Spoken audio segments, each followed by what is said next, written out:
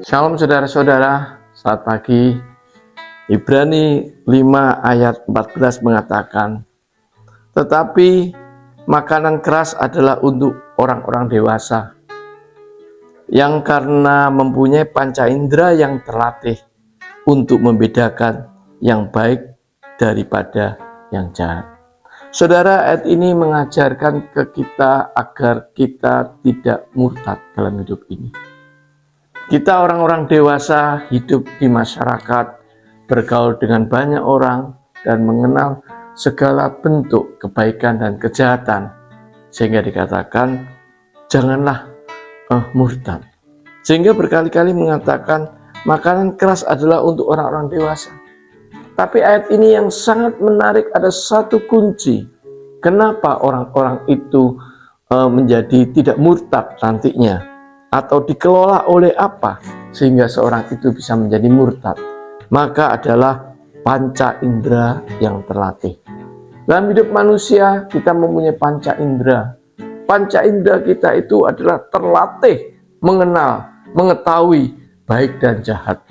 Panca indera ini di dalam bahasa Yunani mengatakan aisteterion. Aisteterion ini yang mengelola kita mengetahui baik dan jahat.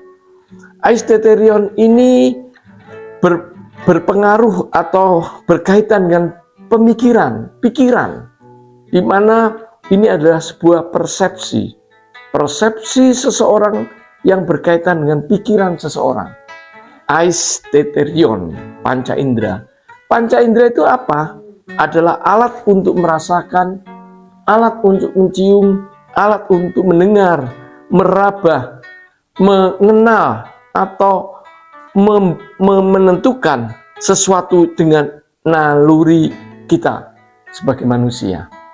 Sehingga karena panca indera itu begitu penting untuk menentukan baik dan salah, atau benar dan salah, baik dan jahat, maka dikatakan ini menjadi satu proses persepsi. Jadi setiap manusia itu selalu mempunyai persepsi di dalam hidupnya ketika dia bertemu terhadap sesuatu lingkungan. Maka persepsi itu adalah satu proses menafsir informasi. Kita melihat banyak informasi yang masuk. Kita melihat, mendengar, sehingga kita bisa menyimpulkan itu baik.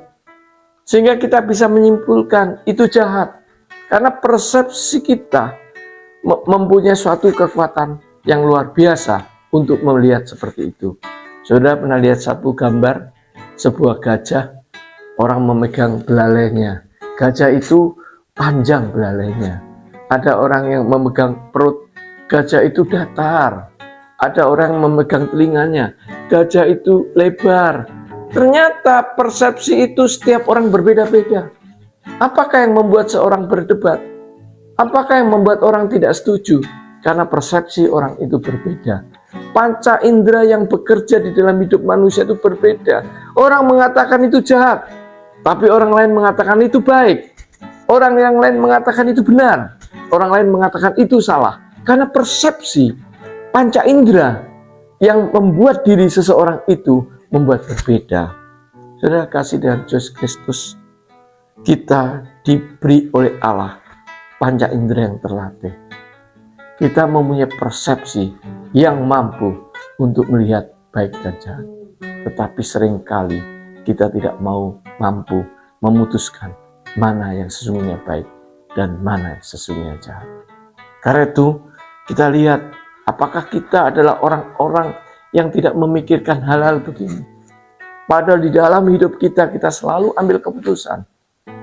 Ambil segala macam hal yang kita lakukan dalam hidup ini.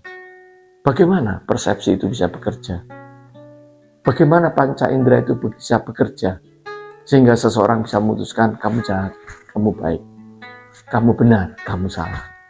Maka pertama adalah perhatian orang itu. Kalau seseorang memperhatikan sesuatu, maka otomatis orang itu akan fokus kepada perhatian itu.